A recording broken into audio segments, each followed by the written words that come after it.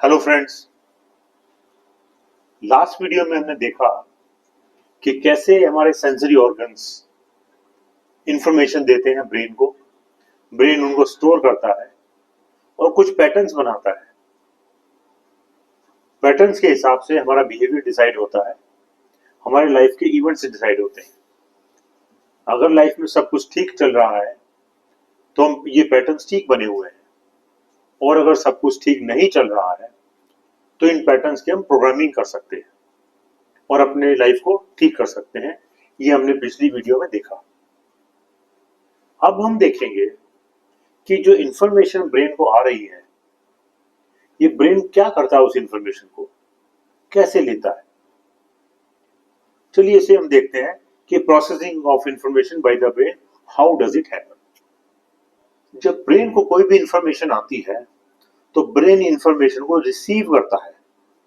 इस प्रोसेस को हम कहते हैं रिसेप्शन।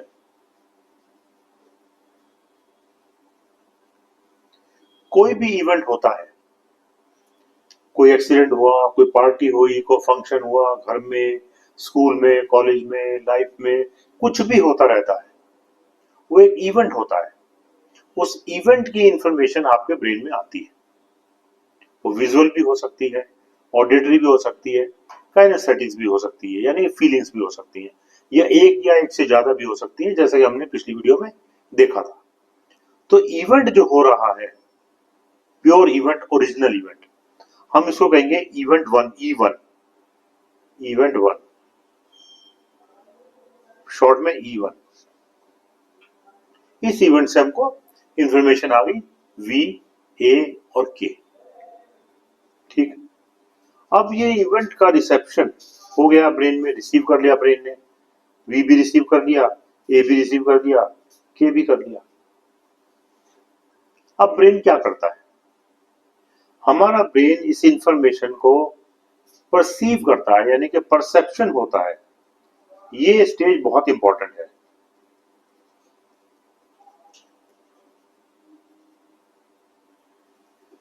इंफॉर्मेशन रिसीव करने के बाद ब्रेन उसकी प्रोसेसिंग स्टार्ट करता है। इंफॉर्मेशन की processing, churning of the entire information. उसकी प्रोसेसिंग कैसे करता है? प्रोसेसिंग करते करते ये ब्रेन हमारा तीन काम जरूर करता है। कुछ इंफॉर्मेशन को डिलीट करता है, डी। कुछ इंफॉर्मेशन को डिस्टॉर्ट करता है, अगेन डी। कुछ इंफॉर्मेशन को जनरलाइज करता है।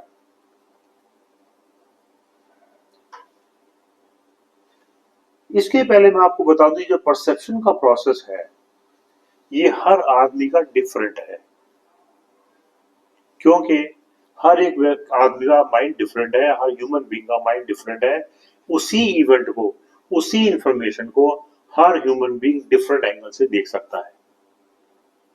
Real brother sister, mother son, father son, husband wife, ये इतने क्लोज रिलेशन भी एक ही इंफॉर्मेशन को डिफरेंट एंगल से देखते हैं। डिफरेंट एंगल से देखते हैं। क्यों डिफरेंट एंगल से देखते हैं?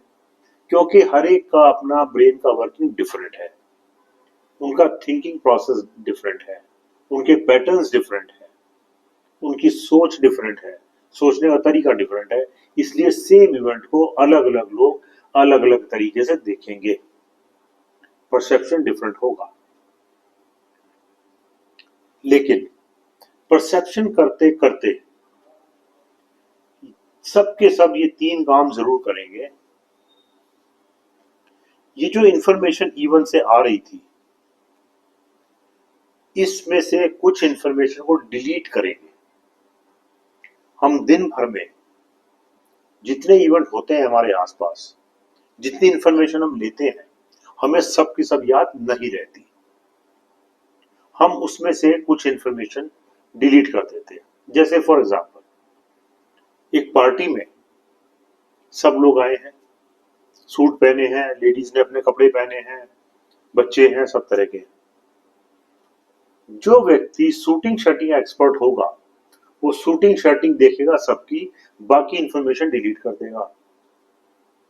जो शूज का एक्सपर्ट होगा वो शूज सबके देखेगा, बाकी इंफॉर्मेशन डिलीट कर देगा। जो लेडीज ड्रेस का एक्सपर्ट होगा वो लेडीज की ड्रेस देखेगा, बाकी इंफॉर्मेशन डिलीट कर देगा। सब अपने अपने हिसाब से इंफॉर्मेशन रखेंगे, बाकी डिलीट कर देंगे। ये सभी करेंगे डिलीशन का प्रोसेस। अब इसी इंफॉर्मेशन जो वीए के आ रहे हैं, इसी इंफॉर्मेशन को कुछ लोग, कुछ या सभी लोग डिस्टॉर्ट भी करेंगे। सभी लोग एक ही इंफॉर्मेशन को एक ही तरीके से रिप्रोड्यूस नहीं कर सकते, अपना अपना डिस्टोर्शन उसमें डालेंगे। जैसे फॉर एग्जांपल, आज टेम्परेचर 48 डिग्री सेंटीग्रेड है, बहुत लोगों को गर्मी लग सकती है। It's very hot today, it is 48 degree, but ice cream vendor जो है, he will feel happy about it कि आज मेरी सब आइसक्रीम बिक जाएंगी, आज मौसम मेरे हिसाब से है। तो उसने इस इंफॉर्मेशन को डिस्टॉर्ट कर दिया। इसको 48 में गर्मी लग रही है, जो अब गर्म देश में लोग रहते हैं उनको 48 में गर्मी नहीं लग सकती। फॉर एग्जाम्पल, जो पहाड़ों में रहते हैं, शिमला वगैरह, उनको 38 में ही गर्मी लगती है। तो हर एक का अपना अपना डिस्टोर्शन है, हर एक का अपना अपना परसेप्शन है। तो कुछ इंफॉर्मेशन को डिलीट किया, कुछ को डिस्टॉर्ट किया। इसी तरह से डिस्टॉर्शन का एग्जाम्पल और, आपने सड़क पे एक एक्सीडेंट देखा, लोग वहां जो कह रहे हैं कि ये एक्सीडेंट हुआ है मोटरसाइकिल के स्लिप होने से। आप कहते हैं कि मोटरसाइकिल स्लिप नहीं हो सकती because there is no rain, there is no mud on the road, slip कैसे होगी? हो सकता है वो एक्चुअल में स्लिप हुई हो, पर आप कहते हैं स्लिप नहीं हो, वो लोग कह रहे हैं स्लिप हुई है। तो डिस्टोर्शन हो रहा है फैक्ट्स का, फैक्ट्स पता नहीं क्या है। तो you distort as per your perception. तो डिलीट हो गया, डिस्टॉर्ट हो गया। इसी तरह से इसी इंफॉर्मेशन को लोग जनरलाइज भी करेंगे। जनरलाइज कैसे? A boy and girl going on the motorcycle, generally people will say they may be either husband wife or they may be having affair, etc. Actually they may be brother and sister, but generally कहा जाता है कि they are having an affair. कोई particular लोगों को कह दिया जाता है कि इस मोहल्ले के लोग अच्छे हैं या इसके खराब हैं। जनरलाइज कर दिया, कुछ लोग अच्छे होंगे, कुछ खराब होंगे, लेकिन उनके कांटेक्ट में आके जनरलाइज कर दिया कि ये लोग खराब होते हैं, ये लोग अच्छे होते हैं। तो इंफॉर्मेशन को तीन तरह से प्रोसेस किया, डिलीट किया, डिस्टॉर्ट किया, जनरलाइज कर दिया। इसके बाद, परसेप्शन के बाद एक नया इवेंट बनता है, क्योंकि इवेंट में वी था, ए था, के था। इवेंट वन में आपने वी को डिस्टॉर्ट किया, जनरलाइज किया, डिलीट किया, ए को जनरलाइज किया, डिलीट किया, डिस्टॉर्ट किया, के को डिलीट किया, जनरलाइज किया, डिस्टॉर्ट किया। एक नया इवेंट बना दिया अपने दिमाग में, नया इवेंट बन गया। इसको हम कहेंगे E2। ये E2 E1 के बराबर नहीं होगा, ये डिफरेंट होगा, क्योंकि आपने अपना ये इनपुट दिया हुआ है परसेप्शन का E1 में, और E2 बनाया हुआ है इसको। इवेंट 2, इसे हम कहेंगे इवेंट 2, इवेंट 2 या E2। अब ये जो नया E2 बना है, ऐसे दिन भर में बहुत सारे E2 बनते हैं, कभी उस इवेंट का, कभी उस इवेंट का, इसका, उसका, उसका। जैसे मैंने कहा था 60,000 थॉट्स आते हैं। ये सारे थॉट्स मिल मिला के इवेंट बनाते रहते हैं दिन भर में, पूरे दिमाग में इवेंट बनते रहते हैं। ये जो सारे इवेंट इकट्ठे होके हमारे दिमाग को एक जगह पहुंचा देते हैं, एक उसकी स्टेट बना देते हैं, जिसे कहेंगे मन स्थिति। मन की स्थिति बन जाती है इवेंट 2 इकट्ठे होके सारे। एक दिमाग एक लेवल पे आ जाता है कि इस दिमाग में ये है, स्टेट ऑफ माइंड से कहते हैं। ये स्टेट ऑफ माइंड अच्छी भी हो सकती है, बुरी भी हो सकती है, नॉर्मल भी हो सकती है, कुछ भी हो सकती है। State of mind.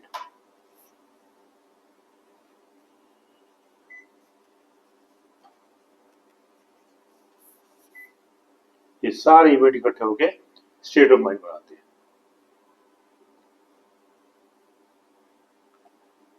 ये E2 और स्टेट ऑफ माइंड बहुत ही इंपॉर्टेंट है, बिकॉज यहां से आपकी लाइफ की सारी कहानी स्टार्ट होती है। सारी आपकी सोच, thinking process, thinking pattern, behaviour, सब कुछ यहीं से स्टार्ट होता है। इसको E2 को थोड़ा और देख लेते हैं। E2, this is very important.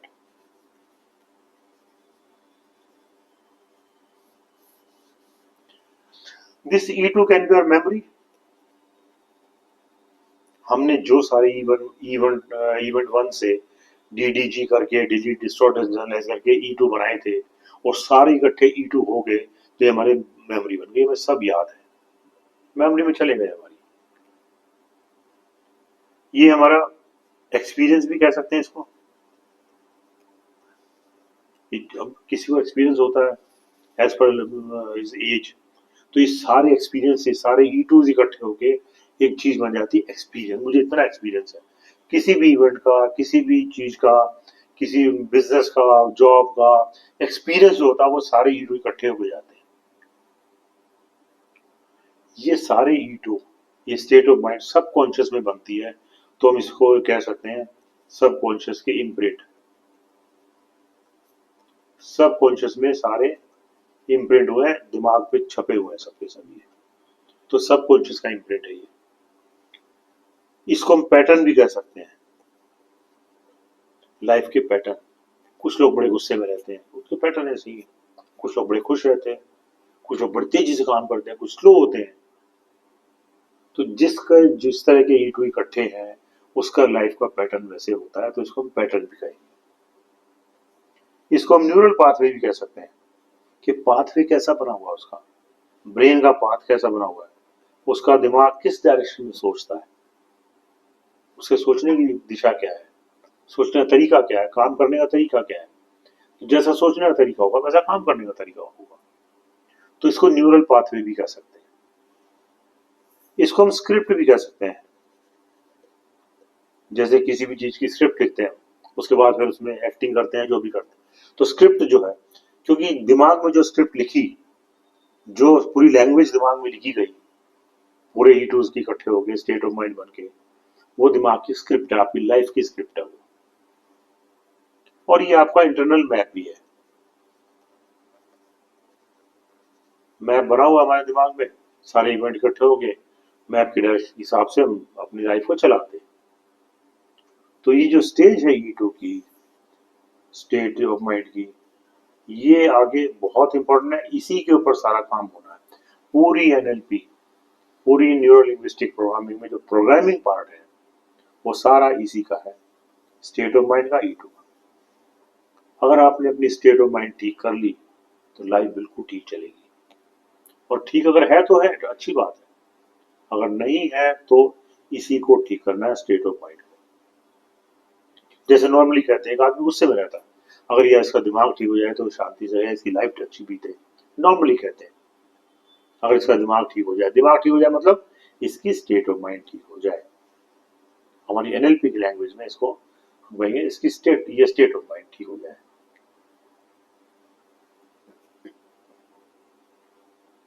Sum total of what is going in the mind, sum total of whatever is going in the mind, whatever is going in the mind is called state. Friends, ये state बहुत बहुत important है। पूरा काम state पर होना है, state of mind पर। अब इसे थोड़ा डिटेल में और देखते हैं, स्टेट ऑफ माइंड को। ये स्टेट ऑफ माइंड, जैसा मैंने पहले कहा, स्टेट ऑफ माइंड ये दो तरह की हो सकती है। टेबल बनाते हैं इसकी, गुड स्टेट या पॉजिटिव स्टेट। बैड स्टेट या नेगेटिव स्टेट। आपने देखा होगा कुछ लोग बड़े आराम से रहते हैं, बड़ी इजीली लाइफ उनकी चलती है, ज्यादा बीमार भी नहीं होते, खुश रहते हैं, काम भी बनते रहते हैं, सक्सेसफुल है नॉर्मली। तो नॉर्मली हम कहते हैं इसकी स्टेट ऑफ माइंड अच्छी है। और कुछ लोग शरारती होते हैं, गुस्से में रहते हैं, जेलस होते हैं, फियर में रहते हैं, काम नहीं बनते उनके, परेशान रहते हैं, कुछ काम हम ठीक से करते नहीं है, उनकी state of mind negative state of mind है। तो पॉजिटिव स्टेट ऑफ माइंड में क्या क्या ट्रेट्स हैं? लव, बड़े आराम से, प्यार से, समझा के बुझा के इस तरह के लोग अपना जीवन चलाते हैं, प्यार मोहब्बत से जिसे कहते हैं। तो उनकी लाइफ में ग्रेटिट्यूड होता है, थैंकफुल होते हैं लोग, थैंकफुल होते हैं, कोई भी चीज मिल जाए they thank the god, they thank the person, they thank everything, thankful mood में रहते हैं, ग्रेटिट्यूड के मूड में रहते हैं। वेलनेस, ठीक रहते हैं, तबीयत ठीक रहती है, जनरली मूड भी ठीक रहता है, ओवरऑल उनका डिस्पोजिशन अच्छा है। केयरिंग, केयरिंग होते हैं। फ्रेंडली, कहने का मतलब सारे अच्छे अच्छे ट्रेड्स में रहते हैं। Compassionate, compassionate towards others, towards weaker section, towards animals, general compassion. These people are very confident, बड़े कॉन्फिडेंस में रहते हैं, स्टेट ऑफ माइंड बड़ी अच्छी है, nothing disturbs them and they are flexible. कोई ज्यादा बड़ी ईगो नहीं, कहीं अड़ना नहीं, बात सुनना, बात समझाना, कोई सोल्यूशन निकालना, सोल्यूशन मोड में रहते हैं, नो कंप्लेंट मोड, अच्छे मोड में रहते हैं। तो ये सारी की सारी गुड या पॉजिटिव स्टेट ऑफ माइंड है। इस तरह के लोगों में ये ट्रेट्स पाए जाते हैं। अब आइए नेगेटिव स्टेट ऑफ माइंड पे। इनके मूड बड़े स्विंग्स होते हैं, कभी खुश, कभी परेशान, कभी दुखी, कभी कुछ, कभी कुछ। बड़े अनप्रेडिक्टेबल होते हैं, कैसे इनसे बिहेव किया जाए, कैसे इनसे डील किया जाए, मूड स्विंग्स रहते हैं इनके। ये अनहैप्पी रहते हैं, खुश नहीं होते, हर चीज से परेशानी है इनको, हर चीज से कंप्लेंट है इनको, कंप्लेंट मोड में रहते हैं। एंग्री, गुस्से में रहते हैं, जब देखो तब गुस्से में। कुछ लोगों का बिहेवियर होता है, नेचर होती है, हर जब देखो तब गुस्से में रहते हैं, हर चीज उनको परेशान करती है, खुद हर चीज से परेशान रहते हैं, गुस्से में रहते हैं। डर, फियरफुल, छोटी छोटी चीजों से डरते हैं, दूसरों से डरते हैं, सिचुएशन डरते हैं, अंधेरे से डरते हैं, हाइट से डरते हैं, बड़ों से डरते हैं, जनरली डर में रहते हैं। डिप्रेस्ड, जो लोग डर में रहेंगे, गुस्से में रहेंगे, नेचुरली डिप्रेस तो रहेंगे, डिप्रेशन में रहते हैं, उल्टी नेगेटिव बातें करेंगे जब भी करेंगे, कोई चीज इनको सूट नहीं करती। फ्रस्ट्रेटेड, एंग्री है, गुस्से में है, फियरफुल है, तो फ्रस्ट्रेशन तो होगी होगी। They feel neglected, they are not confident कि हमको nobody likes them, they don't like anybody, कोई केयर नहीं करता उनकी, बड़े नेग्लेक्टेड से फील करते हैं। और एक और ट्रेट जनरली होता है जेलस। ये कुछ ट्रेट्स हैं, बहुत सारे और भी हैं नेगेटिविटी के, जस्ट एग्जांपल के लिए कि ये पॉजिटिव स्टेट ऑफ माइंड के ट्रेट्स हैं, ये नेगेटिव स्टेट ऑफ माइंड के ट्रेट्स हैं, जस्ट समझने के लिए कि कैसे कैसे आदमी का दिमाग काम करता है और क्या क्या उससे हो सकता होता है, उस नेगेटिव स्टेट ऑफ माइंड में क्या होता है, पॉजिटिव स्टेट ऑफ माइंड में क्या होता है, इसको हम आगे देखेंगे। बट जनरली ये समझने के लिए कि ये स्टेट ऑफ माइंड ऐसे काम करती है और इस तरह से रहती है।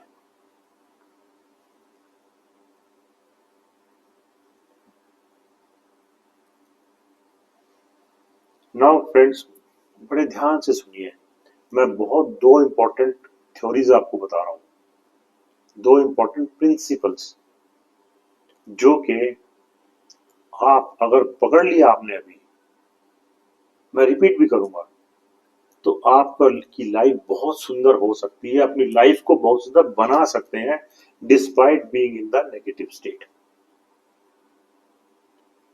आप सब मानेंगे, यू विल ऑल बिलीव, कोई भी व्यक्ति, कोई भी ह्यूमन बीइंग 100% पॉजिटिव या 100% नेगेटिव नहीं होता। कोई भी आदमी 100% पॉजिटिव या 100% नेगेटिव नहीं होता। It is not possible to have 100% good state of mind और 100% बैड स्टेट ऑफ माइंड। हर व्यक्ति में कुछ गुड होता है, कुछ बैड होता है। जो पॉजिटिव स्टेट ऑफ माइंड के लोग हैं उनमें ये परसेंटेज बहुत ज्यादा होती है, लेट अस से 70 to 80%, और ये 20 to 30%।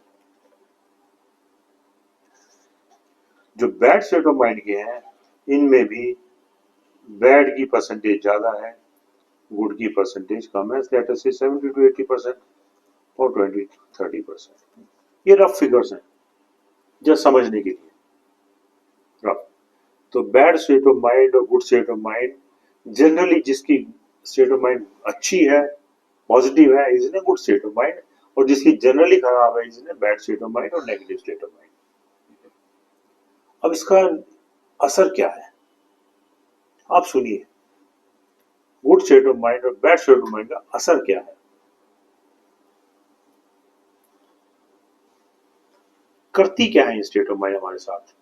अब हमारे कंट्रोल में तो है नहीं, गुड या बैड, बन रही है जो बन रही है, करती क्या है।